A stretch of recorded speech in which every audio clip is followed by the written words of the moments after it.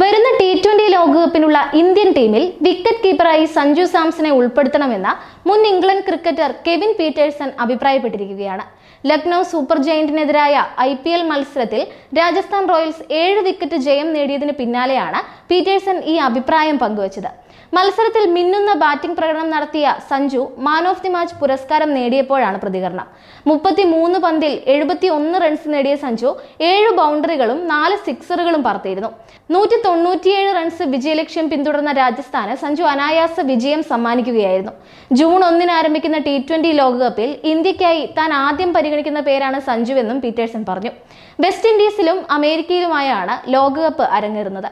രാജസ്ഥാന്റെ captain എന്ന നിലയിൽ സമ്മർദ്ദമുണ്ടായിരിക്കെ തന്നെ സഞ്ജു കാഴ്ചവെച്ച ബാറ്റിംഗ് മികച്ചതായിരുന്നുവെന്നും അങ്ങനെ ഒരു സാഹചര്യത്തിൽ മികച്ച ഷോട്ടുകൾ തിരഞ്ഞെടുക്കാൻ സഞ്ജുവിന് കഴിഞ്ഞെന്നും താനാണ് സെലക്ടറെങ്കിൽ ആദ്യം പരിഗണിക്കുന്ന പേര് സഞ്ജുവിൻ്റെതായിരിക്കുമെന്നുമാണ് പീറ്റേഴ്സൺ പറഞ്ഞത്.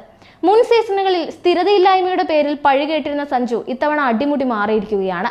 രാജസ്ഥാൻ റോയൽസിന്റെ എക്കാലത്തെയും മികച്ച താരങ്ങളിൽ ഒരാളാണ് സഞ്ജു സാംസൺ. രാജസ്ഥാൻ ഏറ്റവും കൂടുതൽ റൺസ് നേടിക്കൊടുത്ത താരവും സഞ്ജുവാണ്.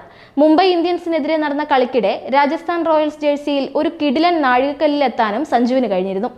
IPL-ൽ രാജസ്ഥാനായി 3500 റൺസ് നേടുന്ന ആദ്യ ബാറ്റർ എന്ന നേട്ടത്തിലാണ് സഞ്ജു എത്തിയത്. നിലവിൽ IPL 2024-ൽ ടോപ്പ് സ്കോറർമാരിൽ 2ാം സ്ഥാനത്താണ് സഞ്ജു ഉള്ളത്.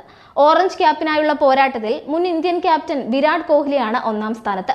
9 കളികളിൽ നിന്ന് സഞ്ജു 77 എന്ന ആവറേജിൽ 385 റൺസാണ് നേടിയിട്ടുള്ളത്. സഞ്ജുവിന്റെ പ്രകടനം IPL-ൽ രാജസ്ഥാൻ റോയൽസിന്റെ മുന്നേറ്റത്തിൽ നിർണായകമായിരുന്നു. 9 കളികളിൽ 8ലും വിജയിച്ച് 16 പോയിന്റുമായി പട്ടികയിൽ 1ാം സ്ഥാനത്താണ് രാജസ്ഥാൻ റോയൽസ്.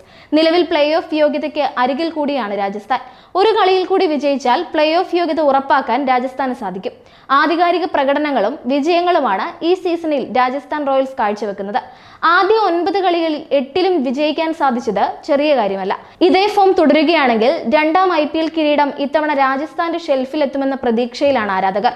കിടിലൻ ഫോമിൽ ജയിച്ചു മുന്നേറുമ്പോൾ എടുത്തു പറയേണ്ടത് യുവതാരങ്ങൾക്ക് രാജസ്ഥാൻ നൽകുന്ന പിന്തുണയാണ്.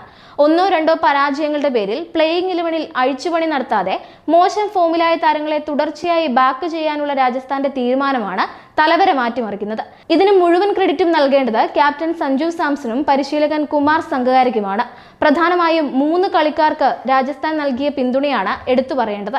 രാജസ്ഥാൻ റോയൽസിന്റെ അടുത്ത മത്സരം മെയ് 2-ാം തീയതിയാണ്. കരുത്തരായ സൺറൈസേഴ്സ് ഹൈദരാബാദാണ് ഈ കളിയിൽ രാജസ്ഥാന്റെ എതിരാളികൾ. സൺറൈസേഴ്സിനെതിരെ വിജയിച്ചാൽ പ്ലേ ഓഫ് യോഗ്യത ഉറപ്പിക്കാനും സഞ്ജുവിന്റെ ടീമിന് സാധിക്കും.